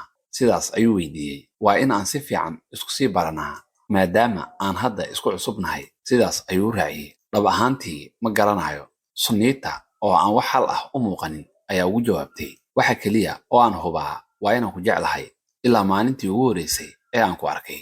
Si la yeelaba waa in xal la helaa ayay u raacisay. Cumar wuxuu aad ugu farxay qirashada caashaq ee Sunniita afkeeda ka soo baxay. Dhankeeda ayuu soo tiirsaday oo gacmaheeda tartiib kuwiisa ku qabtay. Kadibna si dabacsan oo naxariis muujin leh ayuu ugu yidhi, hawlwelin waa arrin labadeennaba noo taalo oo aan wada wajihi doonnee. Laabqaboojintaas Sunniita kumaysan qancin oo keliya waxayba u muujisay in wixii dhacaba ay ka dabaalan doonaan. Cumar garaaca wadnihiisa ayaa degdeg u kordhay. Markii ugu horreysay intii uu arday qalaad oo qurbo jooga ahaana wuxuu dareemay dareen caashaq oo qalbigiisa buuxiyey. wuxuu Sunniita la sheekaysanayay isaga oo aan maqlaynin waxa uu ku hadlayo. Gacmaheeda ayuu soo dhaweystay oo shumiyey, taa oo dareenkeeda caashaq sii siraaday oo kor u sii qaaday. Waxay aragtay sida dareenka macaan iyo jacaylku uu ku dheehan yahay ee uu u shumiyey. Ilin kulul oo aysan celin karaynin ayaa bilaabatay inay indhaheeda ka dareerto. Cumar ayaa markaas dhankeeda u soo tiirsaday ilaa uu miiskii hor yiilay xabadka ka cadaadiyey oo xanuunjiyey. Xanuunkaase hadda waqti uu wax kaga qabto ma hayo. Ilmada dhabanada Sunniita ku engegtay ayuu dareemay markii uu wejigeeda gacmaha mariyey. Markaas ayuu shumiyey oo si caashaq ku dheehan yahay gacmihiisa dhabanadeeda ilmadii uga tirtiray. Waxay ogaatay in qofka ay nolosheeda u hibeynayso uu u qalmo oo aanu cidlo dhigaynin. Way dhoola caddaysay. Cumarna waxaa ka dhaadhacay in iyaduna ay jacayl dhab ah u hayso sidiisa oo kale. Culays ayaa labadoodaba ka dhacay. Waxayna go'aansadeen inay labadoodaba riyooyinkooda ka dhabeeyaan. Cumar intuu iscelin waayey ayuu dhinaca Sunniita u sii dhowaaday. Iyaduna sidaasoo kale ayay yeeshay. Qof kasta oo arkaa waa uu iska garan karay in ay si aan waxba laga qaban karin aad isugu jecel yihiin. Sunniita gacmihiisa ayay qabsatay oo si kalgacayl leh u tuutuujisay ilaa intuu iska fujiyey gacmaha garbaha ka saaray, iyada oo hayeelin ku leh. Arrintan caashaq xawaaraha ay ku socoto waxaa la moodaa laba isqaba. Cumar markaan ayuu dareemay laxawga kaga mudan xabadkiisa miiska mar hore ku talaalmay. Maxay kuugu taalaahee? Laxawgaasi waa hordhaca xanuun aan noloshiisa muddo dheer ka haraynin. Balakoonka guriga LIG 34 wuxuu noqday goob doodaha siyaasadeed iyo kuwa bulsheed. Ardayda Soomaalida ah ee xaafadaas degan ay ku falaaqayso. Mararka qaarkood waxay bacsuumi jireen ardayda dalalka kale ka timid oo ay arrimo siyaasadeed ka doodi jireen. Halkan ayay ahayd meeshii lagu qabtay shirkii lagu heshiisiiyey Jaamac Dheere iyo Sheekh Aadan oo ay qabanqaabiyeen xubno aad loo xushmeeyo oo ka mid ahaa ardayda Soomaalida ee Jabal Buur. Isla goobtan ayay ahayd halkii dood kulul ee ku dhex martay koox dhalinyaro tabliiqiyiin masiixi ah iyo ardayda Soomaalida. Kooxda masiixiyiinta oo gudanaya waajibkooda diineed ee ku fidinta masiixiyadda magaalada Jabal Buur ayaa booqan jiray dhammaan guryaha ay degan yihiin ardayda shisheeyaha ah oo ku wacdin jireen qawaacidda quruxda badan ee diinta. Iyaga oo maalin maraya jidka weyn ee taga guryaha ardayda ayaa waxay arkeen Cumar iyo saaxiibadiis oo balakoonka ka buuqaya. Mid ka mid ah kooxdii tabliiqi ahayd ayaa intuu gacan haatiyey Soomaalidii saaxiibadiisna u sheegay inay kooxdaas iska faraxsan beegsadaan. Markii ay albaabka soo gaareen ayuu Cumar ka furay. Tabliiqiyiintii waxay hadalkoodii ku bilaabeen inay ereyga Eebbe ay u wadaan martikiliyaashooda. Hadalkaas oo dejiyey kooxda Soomaalida oo iyaguba ereyga Eebbe rumaysan. Kooxdan tabliiqa ah waxaa ku jiray hooyo dhalinyaro ah oo ilmo yar wadata. Ereyga Eebbe Soomaalidu aad ayay u aaminsan yihiin. Halkiina waxaa si degan la isugu dhaafsaday aragtiyo diineed. Iyada oo sidaas degan dood ku socoto ayay mar qura ka farabaxsatay oo cirka isku shareeratay markay arrintu wiilkii Eebbe maraysay, taas oo Soomaalidii diidmo adag ay ka muujiyeen. Isla halkan ayay iyadana ahayd halka ay dhammaan ardayda Soomaalida ah ee Jabal Buur soo doonan jireen war sugan. Marka Soomaaliya dhibaato siyaasadeed laga soo sheego, Cumar wuxuu halkiisii iska dhex fadhiyey saaxiibadiis oo aan qofna ka maqnayn, doodna madaxa iskula jira. Arrinta markaas laga doodayay waxay ahayd shakhsiyadda qofka Hindiga ah iyo dowladda Hindiya. Dooddu waxay ku timid shil yar oo ka dhex dhacay Cabdisalaan iyo oday Hindi ah oo ay waddada ku kulmeen. Odayga ayaa si aan kas ahayn Cabdisalaan garabka kala helay, candhuuf uu tufay mana uusan dareeminba. Wuxuu rugayay caleemo cagaaran oo baan loo yaqaano. Cabdisalaan ayaa odaygii inta ka carooday kuleetiga ku dhegay oo xoog u jiljilay. Cabdirasaaq oo markaas la socday ayaa dejiyey oo maslaxay. Akhyaar Jaamac la yiraahdo oo ahaa nin xoog weyn oo shaaribo waaweyn oo madow leh ayaa maalintaas doodda ku casunnaa. Jaamac wuxuu deganaa Nebiya Town oo arday qalaad oo aad u yar ay deganayeen. Cabdisalaamna isku tol ayay ahaayeen. Cabdirasaaq dooda meel macquul ah ayuu iska taagay. Wuxuu jeclaa Mahatma Gandhi, wuxuuna raacsanaa siyaasadda dhexdhexaadnimada. wuxuu weligii ku taami jiray in dunida maalin ay hogaamin doonto quwad aan naate ahayn, waarsane ahayn, oo dalalka soo koraya kasoo dhex baxda. waxaa kale oo u muuqday in aysan cidna dan ugu jirin in quwad cusub tii hore ay bedesho, oon haddii quwadda cusub awoodda dunida oo dhan iyada isku koobto. cali isagu sideedaba waa uu kasoo horjeeday aragtida Cabdirasaaq. waxay doodaha joogtada ah yaab ku lahaayeen waa in si degan oo saaxiibtinimo ay ku dheehan tahay ku bilaaban jireen. marka dambena intay cirka isku shareeraan ayaa qofba kan kale inuu ka cod dheeraado oo dhegaystayaasha tiisa ka dhacayo isku dayi jiray. natiijadu waxay noqon jirtay bulaan dheer oo la moodo in qol cidla ah dhexdiisa daasado ama gasacman laysku qaraacayo. haddii aad damacdo inaad hindi mutacalim ah la fadhiisato oo aad maqaayad kala qadayso, daaco ayuu wejiga toos kaaga babinayaa. haddii aad la yaabtana waa calaamad barwaaqo leh ayuu kuugu jawaabayaa. soo ma arag in halkan matoor kasta, gaari kasta iyo qalab kastaba Hindiya lagu sameeyey? run ahaan waa horumar weyn oo dalalkan soo koraya ay ku qaadanayso inay muddo dheer ku riyoodaan. Cabdirasaaq wuxuu aad isugu dayay inuu aragtidiisa dhegaystayaasha ka dhaadhiciyo, laakiinse uma ekayn mid laga yeelayo. war dadkaani qalbiyadooda naxariis iyo jacayl midna ma laha. waxaad arkaysaa indhoole ama ilmo maskiin ah oo train ka dhex tuugsanaya oo aan cidna u nixaynin, qofna aysan wax siinaynin. cali ayaa ka sheekeeyey dhacdo uu isagu soo joogay mar uu u kala safrayay New Delhi iyo Bombay. meeshan qofka madow waa lagu diimaa. waxaa jirtay mar uu arday Hindi ah oo aan isku galaas ahayn i weydiiyey inaan timaha shalaysto iyo in kale. su'aal xumaa waxaa kale oo i weydiiyey qalabka aan timaha ku shalaysto nooc uu yahay. jaamac ayaa iyaga oo dhan da'weynaa, waana nin madow oo dheer, laf weyn, ger weyn oo isku joog ahna leh. waxaa lagu yaqiinay sida uu aadka uga qayb qaadan jiray howlaha ururka ardayda qalaad oo ahaa ardayga Soomaaliga kaliya ah ee arrimahaas xiiseeya. waxaa sidaas loogu bixiyey naanaysta safiirka. dooda socoto kama gaabsane wuxuu ku adkaystay in si fiican loo dhegaysto tiisa. u kaadi ayuu ku bilaabay, isaga oo gacmaha haatinaya si uu feejignaan buuxda u helo oo dhammaan hadalka loo joojiyo. fadlan wax yar anigay dhegaysta. sheeko yar ayaan idiin sheegayaa dhammaantiin. waxaa jiray arday Nigerian ah oo New Delhi wax ka baranayay. wuxuu casharro naqtiin gaar ahaaneed ka qaadan jiray macallin gaar ah.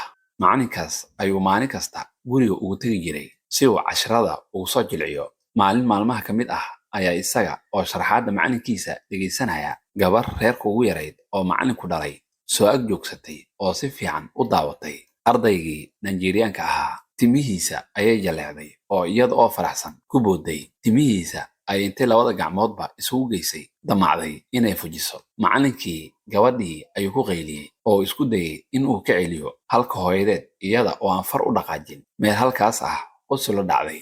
gabadhan yari waxay buu qabtaa in Nigeriankan koofiyad madow gashan yahay.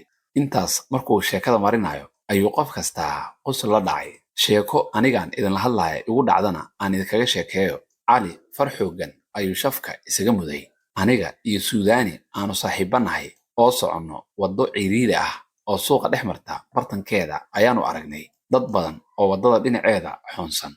meel bartanka ah ama dhexda ayaa waxaa u fadhiyo ninku durbaan ayuu tumayaa. laba daanyeer oo jaanta isla helayna waa u ciyaarayaan. dadkii ayaanu soo dhex galnay si aan wacdarahan socdo u daawanno. wiil yar ayaa inta soo booday oo aad noo eegay, cod dheer afindi wax ku sheegay. dadkii meesha joogay ayaa qosol ay muddo daqiiqad kala joojin waayeen ku dhuftay. yaxyax ayaan la yaryaraaday. wiilku waxa uu ku dhawaaqay waxay ahayd, eeg halkan waxay neegaradii saaxiibada ahaa samaynayaan. daanyeertii ayuu la hadlayaa.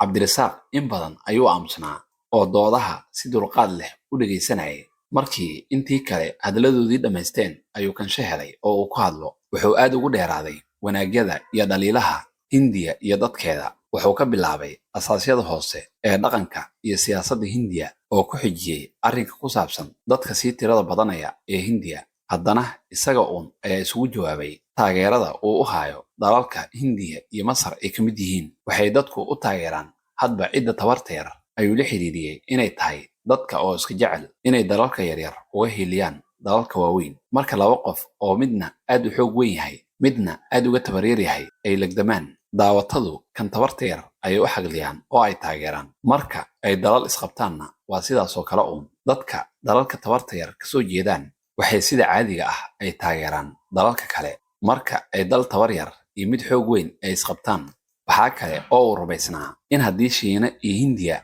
midowga Sofiyeeti ama Maraykan bedelaan, inay arrintu noqonayso uun kudka guur oo qanjo u guur. Wuxuu farta ku fiiqay farqiga u dhexeeya nolosha dal dadku ku batay marka dunida kale la barbar dhigo. Marka bilyan dad ah ay subax kasta soo toosaan oo noloshooda ka dhex raadsadaan dal khayraadkiisu uu kooban yahay, sidee u ekaanayaan shaqada iyo dabeecadaha qof ahaaneed ee halgamayaashaas? Cabdirasaaq wuxuu haddana bilaabay inuu akhriyo magacyada faylasuufyo iyo madax Hindiya ka soo baxday iyo warshadaha waaweyn iyo wax soo saarada Hindiya. Ma waxay kula tahay inay iyagu wax ikhtiraaceen? Warshadahan iyo wax soo saaradan oo dhan waxay ka dhaxleen Ingiriiskii soo gumaysanayay muddo dheer. Waad ogtahay in Ingiriiska lagu yaqaano wax isdhaafsiga. Haddii ay sidaas tahay, muxuu Ingiriisku sidaas ugu samayn waayay Afrika? Qaska iyo colaadaha ay Afrika ku beereen ayaa weli la xalin la'yahay. Cabdirasaaq markaan caro uu qarsan waayay ayuu muujiyey. Xitaa ma qiraysid miya inta arday Afrikaan ah oo inta Hindiya wax ku bartay Afrika ku laabtay, iyaga oo cilmi ay jaamacadaha Hindiya ka barteen ka dhergay? Ma aragtid miya walaalow in waxa aan sheegayo in adiga iyo aniga aan tusaale nool u nahay oo dhammaantayna aan dalkan aqoon ka dheefayno ama ka faa'iideyno? Siyaasad uun ayaad ka hadashaan weligiin. Cali ayaa si xanaaq leh u yiri, waxaan ka hadlaynaa waa nolosha Hindida iyo dabeecadahooda. Haddii aad qof Hindi ah murantaan, waxaa lasoo safanayaa wixii Hindi meesha kaaga dhow oo dhan. Markaas ayaa sidii mas lagu dilayaa. Inaad dhimato iyo in kalena cidna danka ma laha. Cabdirasaaq waxa uu caddaatay in doodiisa oo dhan aan cidna dhig jalaq u siinaynin. Markaas ayuu hadalkii u wareegay Cumar oo isagu ilaa hadda aan dooda waxba ku tirsan. Cali ayaa inta garab ka daaray yiri, horta ma dhabbaa inaan jacayl iyo qonfacba uusan qarsoomin? Ma dhabbaa jacayl oo loo dhintaa? Haddii ay taas jirto, maran dheereen cilmi boodhari wehel ayuu yeelan. Cilmi boodhari iyo hodan waxay Soomaalidu ugu jiraan booska Romeo iyo Juliet ay reer Rome ugu jiraan. Cumar isaga oo aan hadal ayuu qolkii ka baxay si uu hurdo yar u dhakiyo. Isaga oo indhaha isii gelinaya ayuu Moses dhammaantood qado ugu yeeray. Waa uu kacay oo qadadiisii inta balkoonka la fadhiistay ku cunay. Markii uu dhammaystay qadadiisii ayuu hurdo ku laabtay. Waase ka soo dhici weyday. Dhacdadii maqaayadda Shiineyska ayuu xusuusteeda farxadda leh ka seexan waayay. Waa taas hortiisa fadhida oo la sheekaysanaysa. Weli wuxuu sii maqlayaa codkeedii macaanaa. Haddii aadan jacayl dhab ah oo qoto dheer ku qabin, geesinimadaas ma yeesheen. Weligay isma lahayn nin ayaad jeclaanaysaa. Ma aqaan wax iga weyn ayaa i wata. Dhinaca ayuu isku rogay oo barkintii intuu midigta kusoo qabsaday isku dayay inuu laabta geliyo. Waxa aan hubaa waa inaan ku jeclaa ilaa waagii aan ku arkay. Si la yeelaba waa in xal la helaa. Muuqaaladii dhacdadii maqaayadda Shiineyska ayuu mid mid u daawaday. Isaga oo aan dalbanin ayay mid mid isugu dhiibeen. Inuu seexdo ayuu aad isugu dayay, laakiinse dareenno aan sahlanayn ayaa inuu gamco u diiday. Markii dambe intuu ka quustay ayuu iska kacay. Miiska ayuu ag fadhiistay oo isku dayay inuu wax akhristo. Buug fiisigiis ah ayuu kala furay. Haba sheegin. Haddana muuqaaladii ayaaba ku soo yaacay oo akhriskiina ka dhex jiray. Markaas ayuu ogaaday in sheekooyinka filimada ay ka turjumayaan ay dhab yihiin oo ay wax ka jiraan. Hadda ayuu si fiican u yaqiinsaday in waxa hayaa uu yahay jacayl. Hadda dareen jacayl iyo hami galmeed waa u kala soocmeen. Waxaa saaqay dareen xoog badan iyo hilow uu suniita u qabo iyo murugada ay leedahay inuu toddobaadkii 4 goor oo keliya arki karo. Mashaqo kale oo arrintan jacaylka ah ku lamaanayd waxay ahayd in aanu waxbarashadiisii niyadba u haynin ilaa waagii uu jacaylkan ku bilowday. Cumar si fiican ayuu u ogaa in waxbarashadu ay mustaqbalkiisa aad muhiim ugu tahay, laakiinse jacaylka iyo boholyowga uu suniita u qabay ayaa tamartiisii oo dhan isku fuuqsaday. Barofesoorku waxba kama oran in Cumar waxbarashadiisa aanu niyad u haynin haddiiba isaga lacagtiisa u socoto. Cumar wuxuu soo xasuustay mar uu fahmi waayay cashir fiisigiis ahaa oo uu uga cawday Barofesor Muqreji oo uu ugu jawaabay, cunnada iyo hurdada iska yaray, akhriskana badi. Arday dhalinyar oo Soomaali ah, cimilada xagaaga ee Jabal Buur aad ay ugu qabowdahay. Weliba subaxa hore aad ay qabow iyo dabayl aan loo adkaysan u leedahay. Laakiinse Cumar isagu degdeg ayuu la qabsaday oo wuxuu gashan jiray keliya jaakad gacmo goos ah oo ka celisa qabowga daran. Waxa ugu horreeyay ee uu sameeyay waxay ahayd inuu eego galaas uu sonkor ku shubay.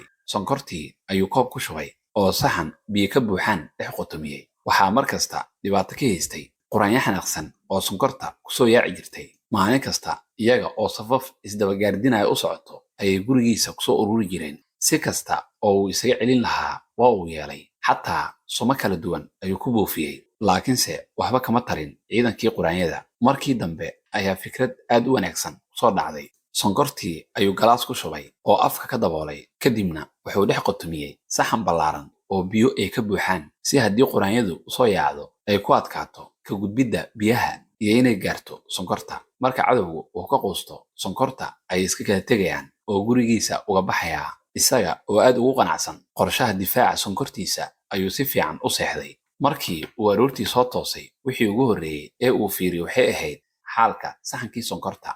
wuxuu u tegey quraanyadii oo bakhtigeeda oo karoor madow ah biyaha dul rasaysan yahay.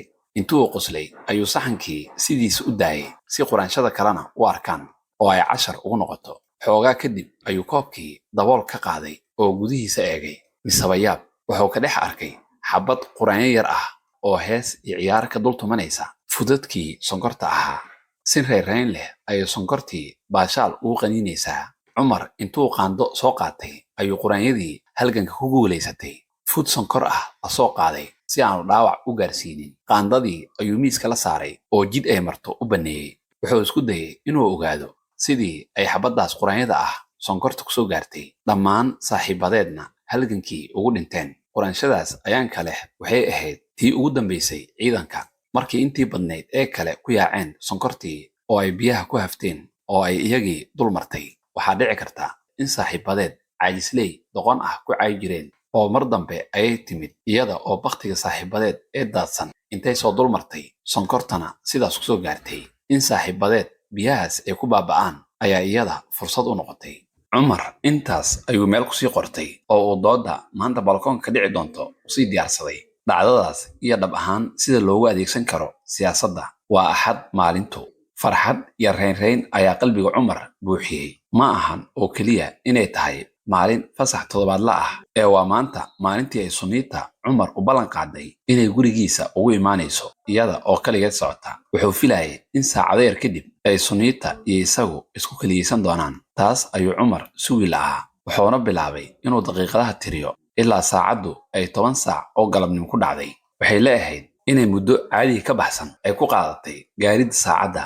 sidii caadadu u ahayd ayuu balkoonka istaagay oo qof kasta oo dhaqaaqa isha la raacay, isagoo isla markaasna isku dayaya inuu wargeyska maalinlaha ah akhristo. maskaxdiisu waxay ku mashquulsanayd howlo iyo xisaabo culculus. maba uusan dareemin inanta rigshowga ama tagsiga kasoo degtay oo iyada oo xarago la tiicaysa soo beegsatay deegaankiisa. wuxuu ka war helay uun albaabka oo lagu soo garaacay. farxad filasho oo xoog leh ayaa isaga oo dhan saaqday. mahsanaantii inta kasoo booday ayuu ku orday inuu albaabka furo. dhoola-caddaynta suniita ayaa albaabka ku salaantay oo guriga oo dhan iftiimisay. waa gabadhii hindiyadda quruxda badan ahayd ee markii ugu horreysay gurigiisa soo gasha. dharkeedii ugu qurxoonaa ayay ku labisatay. shaati basali gacmogaab ah, suun bunni ah oo dhexda ugu xiran, silsilad dhuuban oo qurux badanna luqunteeda ayay ka dhaldhalaalaysay. cumar wadnaha ayaa kaalafoortay isgediyey markii uu muuqa suniita isha ku dhuftay. farxadda iyo bogaadinta wejigiis ka muuqatayna sina uma qarin karayn. si xishood leh ayay isku salaameen. inay is-aragooda ku wada faraxsanaayeenna way iska caddayd. waxay ka dareentay walaac. si degdeg ahna waxay u weydiisay waxa ku dhacay. cumar oo xagga qolka usii wado ayay suniita la soo boodday. cumarow, maxaa kaa qaldan maanta? sidaadii ma ihide. way yaabtay markii uu ugu jawaabay, maxaa? waxba igama qaldana. wax kasta waa ii hagaagsan yihiin. cumar waa uu inkiray inay si wax ka yihiin. saaxiibadiis guriga la deganaa oo dhan garoonka kubadda cagta ayay aadeen. ka caliye ma hubtaa? waxaan dareemayaa inay wax si kaa yihiin. maxaad ka walaacsan tahay? haddii aadan dhibtaada aniga ii sheegin, yaa kale oo dhibaatada kula qaybsanaya? cumar isla markiiba welwelkiisii ayuu suniita u sheegay. suniitay aan ku sheego ayuu si dareen leh ugu bilaabay. arrintu meel ciriiriyoon ayay gaga jirtaa.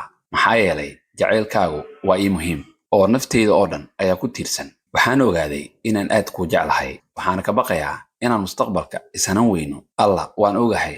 aniguna sidaasoo kale ayaan kuu jeclahay. maxaad ugu malaynaysaa in aanan iscalfan doonin bisinkee? suniita hadalkeeda cumar laabqaboojis uu ku diirsaday ayuu u ahaa ilaan wuxuu yaqiinsaday inay u jeceshahay sida uu u jecel yahay. waxay ila tahay inaan wax laga welwelaa aysan jirin mar haddii aan isjecelnahay labadayna. sariirta cumar ayay gees ka wada fadhiyeen. qolka waxaa yiilay 2 sariirood, miis, armaajo iyo maacuun, iyo 2 kursi oo cumar iyo cali u kala yiilay. cali oo uu mar dambe cumar la soo degay ayaa waxaa guriga u sii yiilay maacuun iyo alaab kale. dhammaan agabka guriga yaallo waa kiro 6dii biloodba mar lacag laga dhiibo. suniita ayaa cumar u soo dhowaatay si ay ugu sii adkayso jacaylka dhabta ah oo ay cumar u qabto.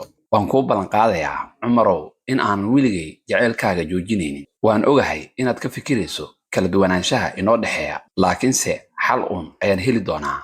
iyada oo ilmaynaysa ayay hadalkeedii sii wadatay. waxa keliya ee jacaylkaaga dhabta ah ii caddaynaya waa inaad oggolaatay inaan isguursanno.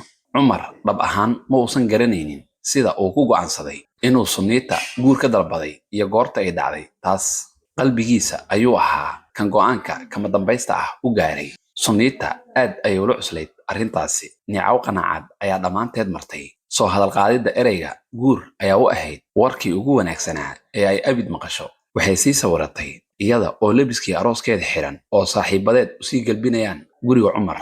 waxay qalbiga ka rajaynaysay in ay sidaas dhacdo, laakiinse waxay dareensaneed inay degdeg tahay inay hadda cumar guur lasoo hadal qaado. cumar ayay hab siisay, taas oo ka dhignayd oggolaanshaheeda guur. haddii guurku ka dhigan yahay midowga 2 qof oo aad isu jecel oo go'aansaday inay nolosha wadaagaan, madowga iyo caddaanka nolosha iyaga oo aan loo eegin isir, af iyo diin, waa midka ay cumar iyo suniita isku dhaarsadeen. haddii guur yahay sharcinimada in nin akhyaar ah iyo gabar daacad ah ay guri ku wada noolaadaan oo sariir qur ah ku wada seexdaan, sameeyaanna dhammaan macmacaanada guurka la'aantood uusan sharciyoobayn. waa isla kaa uun kan ay suniita iyo cumar ay go'aansadeen in ay ku wada noolaadaan. xiriirka cumar iyo suniita ka dhexeeya hadda wuxuu ka gudbay wejigiisii hore oo ay wax kastaa niyad samaan ku socdeen. suniita waxay wax badan cumar ka bartay dhaqanka hindiya iyo dadkeeda, iyaduna waxay wax ka baratay dhaqanka iyo nolosha Soomaaliya. waxaa kale oo ay qiratay aqoon la'aantii ka haysay Afrika iyo dadkeeda. cumar iyo dabeecadihiisa oo dhan ayay iska jeclaatay, sida uu waxyaalaha u fahansiiyo, sida uu mararka qaar u xanaaqo, iyo sida uu u qoslo markay la kaftanto. suniita mar dambe ayay ka raaligelisay adeegsigeedii ahaa ereyga neegar oo ay uga jeeday dadka madow guud ahaantood. waxaa kale oo ay qirtay in dadyowga Nigeria iyo Soomaaliya ay u kala duwan yihiin sida dadyowga Hindiya iyo Taiwan u kala duwan yihiin, iyo inay u qabtay in dadka Afrikaanka ah dhammaantood ay hal af ku wada hadlaan. cumar wuxuu u dhashay hibo uu u lahaa hogaaminta iyo hadalkarnimada, sida dadka loo qanciyo. marka uu hadlaayo waa dadka tilmaamaha gacmaha ka bixiya. mararka qaarna qofka uu la hadlaayo geerka ayuu ka taabtaa si uu soo jiito. cumar wuxuu jeclaa inuu arko suniita oo hadlaysa, laakiinse hadalkeeda ma sii dhuuxi karaynin oo iyada ruuxeeda uun ayuu ku maqnaan jiray. waxay u ahayd farxaddii ugu weyneed noloshiisa inuu maanta ag fadhiisto gacalisadiisii mustaqbalka. intaas ay isla joogaan marba marka ka dambaysa waa issii jeclaanayeen. waxay dareemayeen in aanayba sugi karaynin maalinta la isku meherin doono. marka ay kala tegayaan galab kasta oo axad ah, nabadgelyen gacaltooyo ayay isku celcelin jireen. wallaahi in aanan xitaa daqiiqad ku moogaan karin, ayuu cumar hoos u yidhi sidii uu lulaysan yahay. jacaylkaagu waa waxa keliya ee aan u baahanahay, noloshaba wax kale kama rabo, ayay ugu jawaabtay oo albaabkii ka baxday. ballamahoodii axadaha ayaa cumar iyo suniita xiriirkoodii aad u sii xoojiyey. ballantoodii ahayd inay nolosha wadaagaan way sii cusboonaysiiyeen. qoysaskooda iyo ehelkooda waxa ay doonaan ha ka qabaan guurkoodii. maalin axad ah, cumar iyo suniita oo kulankoodii toddobaadlaha ahaa wada jooga ayaa albaabka xoog loogu soo garaacay, taas oo suniita baqdin gelisay. cumar wuxuu u fahmay inay saaxiibadiis yihiin waxa albaabka garaacayaa waaba kuwan gurigii isku soo guray. cumar ayaa markaa iyagii iyo suniita mid mid isku baray. waxay ilaag tahay ayay tidhi in Soomaali oo dhan wada dhaadheer wada dhuudhuuban yihiin. suniita ayaa sidaas cumar dhegta ugu sheegtay. daawadayaal, sheekadan suniita qaybtan halkaasay noo joogto. la soco qaybta xigta. sheekadan waxaa qoray Aways Axmed Cusmaan, waxaana turjumay Bowdheri Warsame. buuggan suniita ciddii u baahan waxay keli kartaa Barakaad Bookshop. lambarkoodana shaashadda ayaan idin soo saari doonaa. muuqaalka like saar, sidoo kalena noo sheer garay. nabadey.